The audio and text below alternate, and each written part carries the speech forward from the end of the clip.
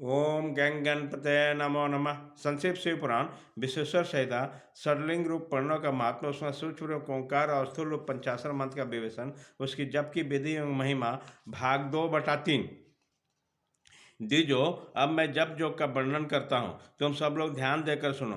तपस्या करने के लिए जप का उपदेश किया गया, क्योंकि जप करते करते अपने आप को सर्वथा शुद्ध निष्पाप कर लेता है। ब्राह्मणों पहले नमः पद हो, उसके बाद चतुर्थ भक्ष में शिव शब्द हो, पंचाशत नमः शिवाय का मंत्र होता है। इसे शिव पंचाक्षर कहते हैं। जब से मनुष्य संपूर्ण सिद्धियों को प्राप्त कर लेता है। पंचाक्षर के आदि में ओंकार लगाकर सदा उसका जप करना चाहिए। गुरु के मुख से पंचाक्षर मंत्र का उपदेश पाकर जहाँ सुखपूर्वक निवास किया जा सके, ऐसा उत्तम भूमि पर महीने के पूर्व पक्ष में शुक्ल में प्रतिपदा से आरंभ करके कृष्ण पक्ष की चतुर्दशी तक निरंतर जप करता रहे।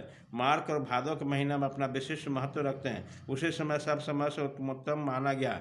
साधक को चाहिए कि प्रतिदिन एक बार परिमित भोजन करें, मौन रहे, इंद्रियों को बस में रखें, अपने स्वामी और माता पिता की नित्य सेवा करें। एक नियम से रहकर जप करने वाला पुरुष एक साथ से जप से शुद्ध हो जाता है, अन्यथा और नहीं होता है। भगवान शिव का निरंतर चिंतन करते हुए पंचाक्षर का 5 लाख जप करें। जप काल में इस प्रकार ध्यान करें, कल्याणदाता भगवान शिव कमल के आसन पर विराजमान है। उसका मस्तक श्री गंगा जी और चंद्रमा की कला से सुशोभित है। उसकी बाईं जांघ पर आदि शक्ति भगवती उमा बैठी है। उसके खड़े हुए बड़े बड़े गण भगवान शिव को शोभा पा रहे हैं। महादेव जी अपने 4 अंगों हाथों में मृग मुद्रा, टंक और तथा बर अभय मुद्रा के धारण किए हुए। इस प्रकार सदा सब पर अनुग्रह करने वाले भगवान सदाशिव का बारंबार स्मरण करते हुए हृदय अथवा सूर्य मंडल में पहले मानसिक पूजा करके पूर्वाभिमुख होकर पूर्वोक्त पंचाक्षरी विद्या का जप करें। उन्हीं दिनों साधक सदा शुभ कर्म ही करे और दुष्कर्म से बचा रहें। जप की समाप्ति के दिन कृष्ण पक्ष की चतुर्दशी को प्रातः काल में नृत्य करके शुद्ध और सुंदर स्थान में शौच संतोष आदि नियमों से युक्त होकर शुद्ध हृदय से पंचाक्षर मंत्र का 1200 से जप करें। तत्पश्चात 5 सपत्नी तक ब्राह्मण जो श्रेष्ठ एवं शिव भक्त वर्ण करें। इसके अतिरिक्त श्रेष्ठ आचार्य परवन का भी वर्णन करें। उसमें सांब सदाशिव का स्वरूप समझें। ईशान, तत्पुरुष, अघोर, वामदेव तथा सज्जोआत, इन पांचों का प्रतीक स्वरूप 5 ही श्रेष्ठ और शिवभक्त ब्राह्मणों का वर्णन करने के पश्चात पूजन सामग्री का एकत्र करके भगवान शिव का पूजन आरंभ करें और विधि पूर्वक शिव की पूजा संपन्न करके होम आरंभ करें। अपने गुण सूत्र के अनुसार सुखांत क्रम के अर्थात परिश्रमों को उपलेपन, उल्लेखन, मृत उद्धरण, अभूषण, इन पंच भूत संस्कारों के पश्चात वेदी पर स्वाभिमुख अग्नि को स्थापित करके कुश कंडिका के अंतर्गत प्रज्वलित अग्नि में आज्यभान आहुति देकर प्रस्तुत होम का कार्य आरंभ करें। कपिला गाय के घी से 11, 100 अथवा 1000 आहुति देकर अथवा विद्वान पुरुष शिवभक्त ब्राह्मणों में 108 आहुतियाँ दिलाएं।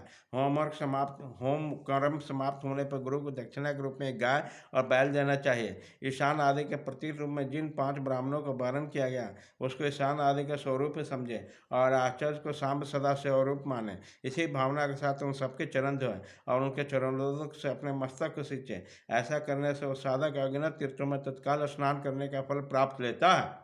उन ब्राह्मणों को भक्तिपूर्वक दशांश अंश देना चाहिए। गुरु पत्नी को पराशक्ति मानकर उनका भी पूजन करें। ईशान आदि क्रम से उन सभी ब्राह्मणों को उत्तम मन से पूजन करके अपने वैभव स्तर के अनुसार रुद्राक्ष, वस्त्र, बड़ा पू आदि अर्पित करें।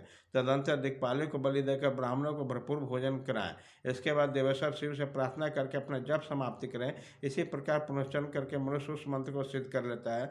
फिर 5 लाख जप करके समस्त पापों का नाश हो जाता है।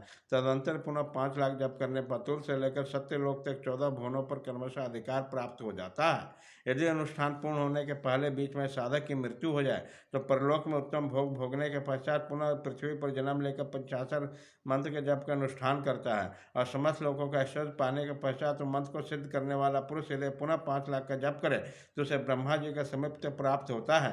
पुनः 5 लाख जप करने से सप्रूप नामक ऐश्वर्य प्राप्त होता है। 100 लाख जप करने से साक्षात ब्रह्मा के समान हो जाता है। इसी तरह काज ब्रह्म हिरण गर्भ का संयुक्त प्राप्त होने से उसे ब्रह्मा का प्रलय होने तक दूसरे लोक में उस लोक में श्रेष्ठ भोग भोगता है। फिर दूसरे कल्प का आरंभ होने पर ब्रह्मा जी का पुत्र होता है। इसी समय फिर तपस्या करके दिव्य तेज से प्रकाशित व कर्म से मुक्त हो जाता है। पृथ्वी आदि काल स्वरूप भूतल द्वारा पताल से लेकर सत्यलोक पर्यंत ब्रह्मा जी के 14 लोक कर्म से निर्मित हुए हैं। सत्यलोक से ऊपर क्षमा लोक तक जो 14 भवन है वह भगवान विष्णु के लोक हैं। क्षमा लोक के ऊपर सूची लोक पर्यंत 28 भवन स्थित है। सूची लोक के अंतर्गत कैलाश में प्राणियों का संहार करने वाला रुद्रदेव विराजमान है। सूची लोक से ऊपर अहिंसा लोक 56 भुवनों की स्थिति है। अहिंसा लोक का आशय लेकर जो ज्ञान कैलाश नामक नगर शोभा पाता है, उसमें कार्यभूत महेश्वर सबको अदृश्य करके रहते हैं। अहिंसा लोक में अंत में काल चक्र की स्थिति है। यहाँ तक कि महेश्वर के विराट स्वरूप का वर्णन किया गया। वहाँ तक लोगों का तिरोधान अथवा लय होता है। उसके नीचे कर्मों का भोग है, उसके ऊपर ज्ञान का भोग, उसके नीचे क्रम माया है, उसके ऊपर ज्ञान माया। अध्याय भाग 2/3 खत्म।